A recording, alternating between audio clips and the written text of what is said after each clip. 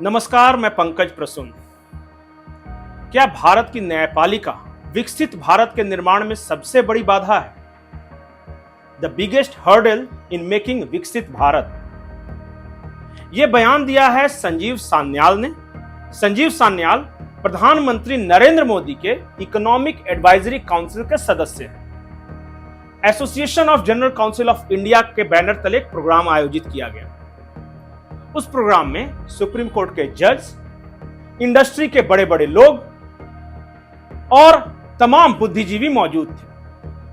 और उसी प्रोग्राम में कुछ बहुत बड़ी बातें कही है संजीव सान्याल ने प्रधानमंत्री नरेंद्र मोदी को, जो आर्थिक मामलों पर सलाह दिया करते हैं। उन्होंने कहा कि भारत की न्यायपालिका बड़ी अजीब है।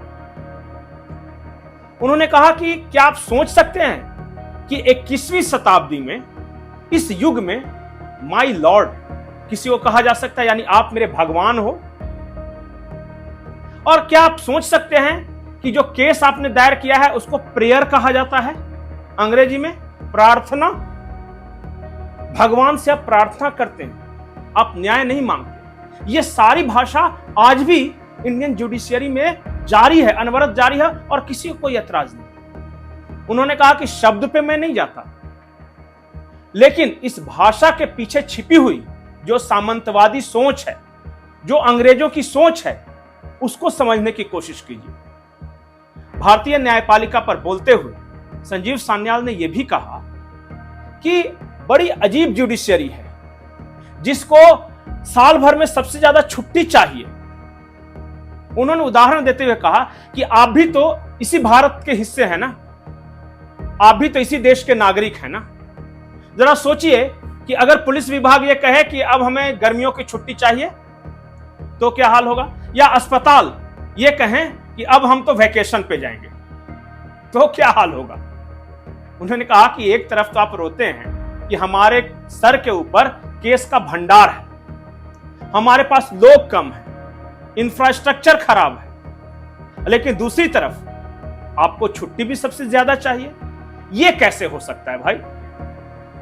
बहुत छोटी छोटी बातों को लेकर संजीव सान्याल ने खूब सुनाया, और जिस वक्त सुनाया उस वक्त सुप्रीम कोर्ट के जज वहां पे बैठे हुए थे। संजीव सान्याल ने यह कहा कि लंबा ड्यूरेशन आप लेते हैं किसी बात को फैसला सुनाने में। आपने मध्यस्थता यानी मीडिएशन को कंपलसरी क्यों बनाया? अगर दोनों पक्ष चाहते हैं कि आपस में मध्यस्थता करें तो वो करेंगे, अगर दोनों पक्ष नहीं चाहते हैं तो वो नहीं करेंगे। और कंपलसरी बनाया तो बनाया आपने, 6 महीने का समय दे दिया कि 6 महीने में यह मध्यस्थता पूरा होगा। क्या 6 महीने बर्बाद नहीं कर रहे?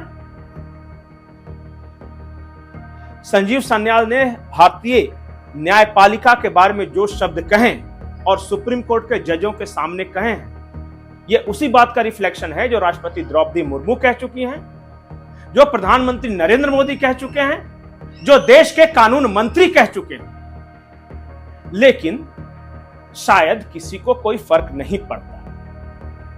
भारतीय न्यायपालिका को लेकर कई गंभीर सवाल उठ खड़े हुए कि न्यायपालिका में सुधार होना चाहिए या नहीं होना चाहिए। क्या भारतीय न्यायपालिका ठीक उसी तरह काम करनी चाहिए जैसे आज से 100-150 साल पहले कर रही थी? संजीव सान्याल ने एक और बात कही कि आपको अपना केस लड़ने के लिए लॉ ग्रेजुएट क्यों चाहिए, एक वकील क्यों चाहिए?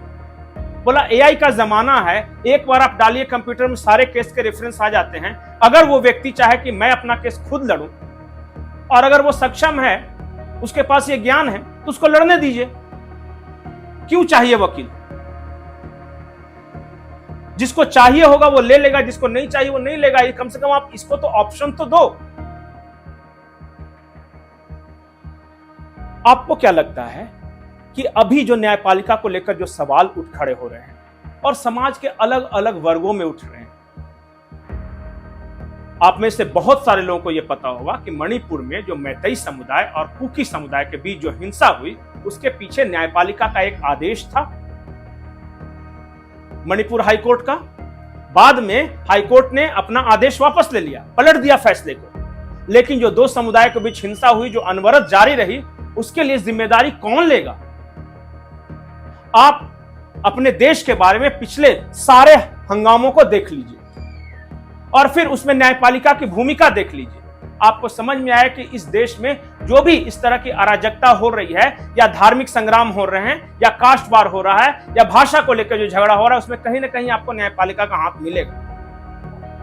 उदाहरण के तौर पे अभी chief justice of India Gavai साहब ने एक बात कही। एक भगवान विष्णु की मूर्ति है खजुराहो में। याचिका थी कि उस मूर्ति को वापस सर लगा दिया जाए क्योंकि वो सिरकटी मूर्ति थी, और यह भी कहा गया था कि उस मंदिर की पवित्रता के लिए वो जरूरी है। आप जरा सोचिए कि चीफ जस्टिस ऑफ इंडिया ने क्या कहा। उन्होंने कहा कि जाओ अपने भगवान से बोलो कि अपनी सर खुद लगा लें, उनमें तो बहुत ताकत है ना। अब जरा सोचिए कि अगर कोई मुस्लिम पक्ष किसी टूटी फूटी मस्जिद को लेकर याचिका दायर करता, तो क्या यही चीफ जस्टिस ऑफ इंडिया ये कहते कि जाओ अपने अल्लाह से बोलो कि मस्जिद की मरम्मत कर ले? जरा सोच के देखिए। और एक नहीं, मैं 1 दर्जन ऐसी घटनाएं बता सकता हूं कि जब खास एक समुदाय को टारगेट करके जजेस ने अलग अलग टिप्पणियां की। उदाहरण के तौर पे जब फ्री स्पीच की बात आती है तो नुपुर शर्मा के खिलाफ यही सुप्रीम कोर्ट फैसला सुना देता है, जबकि उन्होंने एक रेफरेंस दिया था। लेकिन उदयनिधि स्टालिन, जो कि सनातन को एड्स और डेंगू कहते हैं, वो आज भी खुला घूम रहे हैं। आप जरा सोचिए कि इस देश में बहुत सारे ऐसी मंदिरें हैं जहां पे समाज के अलग अलग, जैसे कि कहीं पुरुष नहीं जा सकता, कुछ मंदिरों में कहीं स्त्री नहीं जा सकती, लेकिन सबरीमाला में मासिक धर्म जिस स्त्री का हुआ है सिर्फ उसके जाने पर रोक था, तो ये सुप्रीम कोर्ट उसका फैसला कर रही है। इस सुप्रीम कोर्ट को देश के दीपावली के पटाखों से ऐतराज है, लेकिन शब बारात के पटाखे ऑक्सीजन छोड़ते हैं। रोहिंटन नारीमन यहां तक कहते हैं कि सम्राट अशोक के बारे में अगर कुछ भी निगेटिव बातें बोली तो यह ठीक नहीं होगा और हम मुगल लीगेसी को बरकरार रखेंगे। यह है सुप्रीम कोर्ट के जजेस का फैसला। लोग कहते हैं कि इस देश में न्याय पाना मुश्किल ही नहीं, लगभग नामुमकिन हो चला है। सबसे ज्यादा करप्शन अगर किसी डिपार्टमेंट में है तो वो जुडिशियरी में है। आम लोगों की राय है कि जितना भ्रष्टाचार न्यायपालिका में है, जितना भाई भतीजावाद न्यायपालिका में है, उतना और किसी डिपार्टमेंट में नहीं, न पॉलिटिक्स में, न ब्यूरोक्रेसी में, न कहीं और। आपको क्या लगता है कि वक्त नहीं आ गया जब इस देश में न्यायिक सुधारों को आगे बढ़ाया जाए? भारत सरकार ने न्यायिक सुधारों की पहली सीढ़ी सिर्फ कदम रखा था और कहा था ये जो कॉलेजियम सिस्टम है, ये भाई भतीजावाद, परिवारवाद को बढ़ावा देता है, इसको ट्रांसपेरेंट बनाया जाए, पारदर्शी बनाया जाए। जजों की जो नियुक्ति हो वो ज्यादा पारदर्शी तरीके से होनी चाहिए। उसके बाद से लगता है कि इस देश का सुप्रीम कोर्ट और न्यायपालिका सरकार के खिलाफ ही हो गई है और सरकार को मुश्किल में डालने वाले उटपटांग टिप्पणियां कर रही है। इसका उपाय क्या है? प्रधानमंत्री कह चुके हैं, इस देश के कानून मंत्री कह चुके हैं, राष्ट्रपति कह चुके हैं, आज प्रधानमंत्री के इकोनॉमिक एडवाइजर कह रहे हैं। आपको क्या लगता है विकसित भारत के निर्माण में सबसे बड़ी बाधा भारत की न्यायपालिका है? कमेंट करके जरूर बताएं। नमस्कार।